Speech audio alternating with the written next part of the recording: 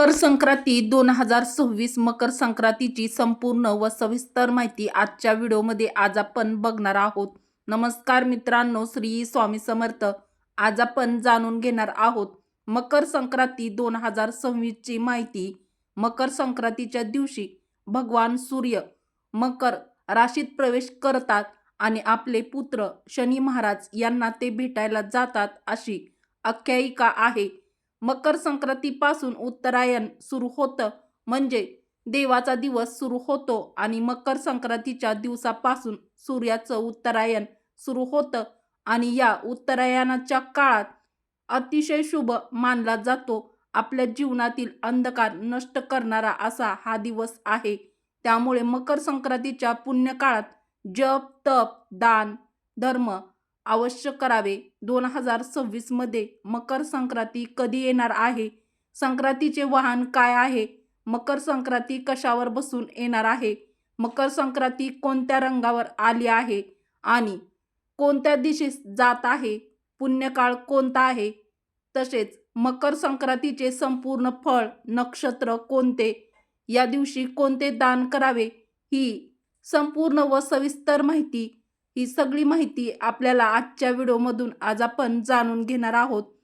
त्याआधी तुम्ही व्हिडिओला एक लाईक नक्की करा व चॅनलला सबस्क्राईब केलं नसेल तर सबस्क्राईब नक्की करा. आपल्या हिंदू धर्मामध्ये मकर संक्रांतीला फार महत्त्व आहे. जेव्हा सूर्य मकर राशीत प्रवेश करतो त्या शुभ योगाला मकर संक्रांत असं म्हणतात. तर मकर संक्रांत हा सण आपण अगदी आनंदाने साजरा करतो. मकर संक्रांत हा सण नेहमी आपण पाहता आलोय की तो 14 जानेवारीला येतो किंवा 15 असं क्वचितच घडत असतं. 14 जानेवारी 2026 रोजी संक्रांत आली आहे. खूप दिवसानंतर असा योग आला आहे. याच दिवशी षटतीला एकादशी देखील आली आहे.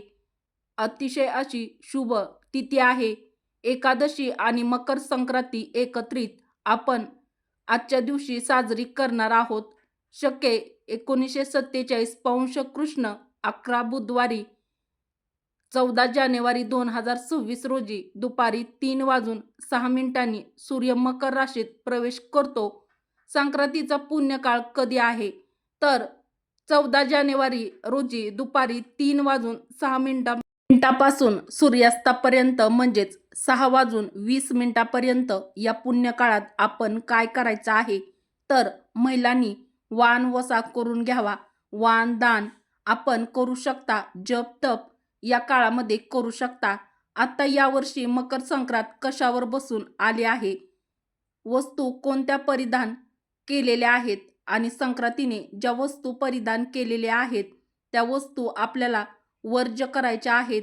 तर यावर्षी सूर्याचे मकर संक्रमण बालव कारणावर होत असल्याने वाहन वाघ असून उपवाहन घोडा आहे.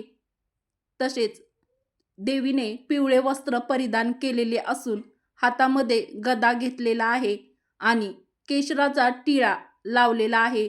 वयाने कुमारी असून ती बसलेली आहे. वासाकरिता तिने जाईचं फूल घेतलेलं आहे. पायास भक्षण करीत आहे. बघा, पायास म्हणजे खीर. म्हणजेच या दिवशी दूध किंवा दुधाचे जे पदार्थ ते शक्यतो खाणं टाळावं. सर्प जातीचे आहे. भूषणार्थ मोती धारण केलेला आहे. वार नाव व नक्षत्र अनुराधा आहे. वार नाव मंदाकिनी आहे.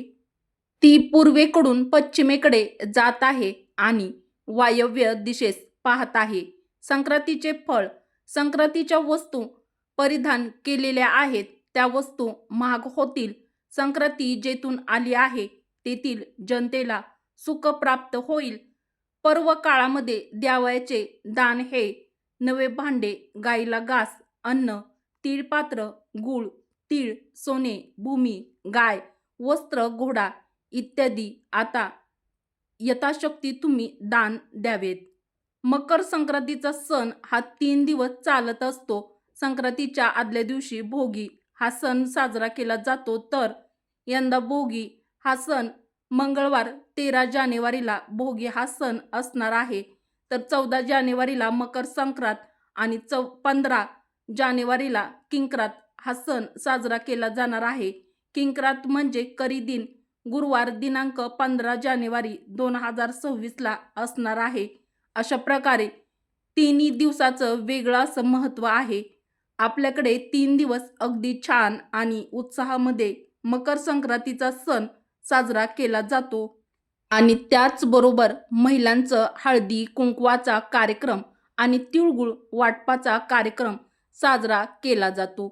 हळदी कुंकवाचा कार्यक्रम आणि तिळगुळ वाटपाचा कार्यक्रम रथसप्तमीपर्यंत चालतो. तर अशा प्रकारे तिळगुळ घ्या, गोड गोड बोला असे म्हणून तिळगुळ देऊन हा मकर संक्रांतीचा सण साजरा केला जातो.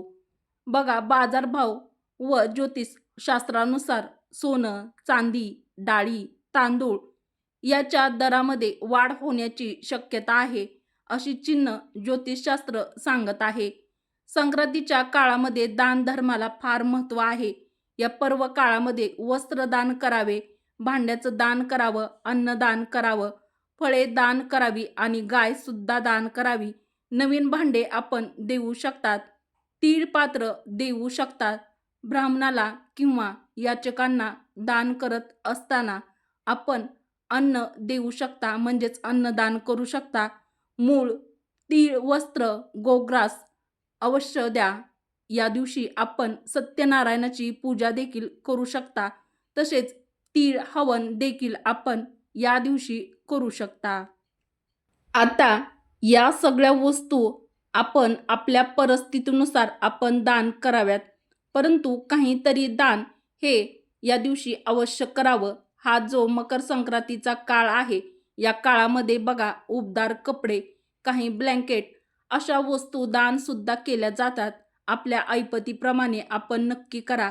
तसेच मकर संक्रांतीच्या काळामध्ये बघा दात घासणे, वृक्ष गवत तोडणे, गाई म्हशीची धार काढणे, तसेच बोलताना कठोर शब्द वापरू नका, विचार करून बोला, तामसिक पदार्थ खाऊ नका, ब्रह्मचर्याचं पालन करा, म्हणजेच ब्रह्मचर्य पाळा. या सगळ्या गोष्टी वर्ज्य कराव्यात. आता मकर संक्रांतीच्या काळात पवित्र नद्यामध्ये देखील स्नान करण्याला फार महत्त्व आहे. आणि सगळ्यात महत्त्वाचं, मकर संक्रांतीच्या काळामध्ये सूर्य धनु राशीतून मकर राशीत प्रवेश करतो. त्याला सूर्याचं उत्तरायण सुरू होतं आणि या काळामध्ये दिवस मोठा आणि रात्र लहान असते. दानधर्मासाठी हा काळ अतिशय शुभ मानला जातो. बघा, मकर संक्रांत ही संक्रांतीच्या दिवसापासून ते रथसप्तमीपर्यंत साजरी केली जाते. संक्रांतीने ज्या वस्तू परिधान केलेल्या आहेत त्या वस्तू आपण वर्ज्य करायच्या आहेत. आणि यावर्षी संक्रांतीने पिवळे वस्त्र धारण केलेलं आहे, त्यामुळे पिवळ्या फुलांचा गजरा अजिबात घालायचा नाही व पिवळ्या रंगाची साडी देखील तुम्ही घालायची नाही. आता आपण जाणून घेणार आहोत. तर या दिवशी आपण कोणकोणते धार्मिक उपाय करायचे आहेत. या दिवशी धार्मिक उपाय: सकाळी तीळ मिश्रित पाण्याने स्नान करून सूर्याला अर्घ्य द्यायचा आहे. त्यात काळे तीळ टाकावेत, यामुळे पितृदोष दूर होतो. माता लक्ष्मी आपल्या घरामध्ये स्थिर राहण्यासाठी व लक्ष्मी प्राप्तीसाठी कवड्या आणाव्यात. कवड्यांना दुधाने स्नान घालावे. एका वाटीत हळद घेऊन कवड्यात ठेवाव्यात. तिळाच्या तेलाचा दिवा लावून पूजन करावे. मुख्य दरवाजासमोर तुपाचा दिवा लावावा. तसेच तुळशीला तुपाचा दिवा तुळशीसमोर लावावा. पूजनानंतर या कवड्या तुम्ही तुमच्या तिजोरीमध्ये सुद्धा ठेवू शकता, म्हणजेच ठेवाव्या. इथे एक गोष्ट आवर्जून सांगते, महत्त्वाची, म्हणजे तुमच्यासोबत शेअर करत आहे. बघा, यावर्षी 2 पंचांगात वेगवेगळी माहिती आहे. चिंतामणी पंचांगाच्या आधारे जर माहिती पाहिली तर दोन्ही पंचांगातली माहिती ही सेम आहे, पण फक्त चिंतामणी पंचांगामध्ये काळा रंग वर्ज्य सांगितलेला आहे आणि आपल्या कॅलेंडरमध्ये पिवळा रंग, दुसऱ्या पंचांगातही पिवळा रंग वर्ज्य आहे सांगितलेला आहे.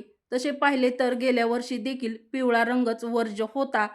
तर अशा पद्धतीने या वर्षीची मकर संक्रांतीला या शुभ तिथीचा आपण सदुपयोग करा. या दिवशी भगवान सूर्याची व भगवान विष्णूची सेवा करा. आपल्या जीवनातील अंधकार नष्ट होतो व अडचणी दूर होतील. आपल्या जीवनामध्ये सकारात्मकता येईल, नकारात्मक ऊर्जा दूर होईल. तर आजची ही आध्यात्मिक माहिती तुम्हाला कशी वाटली ते देखील मला कमेंट करून नक्की कळवा. उपयुक्त माहिती आवडली असेल तर व्हिडिओला एक लाईक अवश्य करा व आपल्या चॅनलवरती नवीन असाल तर चॅनलला सबस्क्राईब देखील जरूर करा. व्हिडिओ शेवटपर्यंत पाहिल्याबद्दल तुमचे मनापासून धन्यवाद. सर्वांना मकर संक्रांतीच्या गोड गोड शुभेच्छा. जय माता लक्ष्मी. श्री स्वामी समर्थ.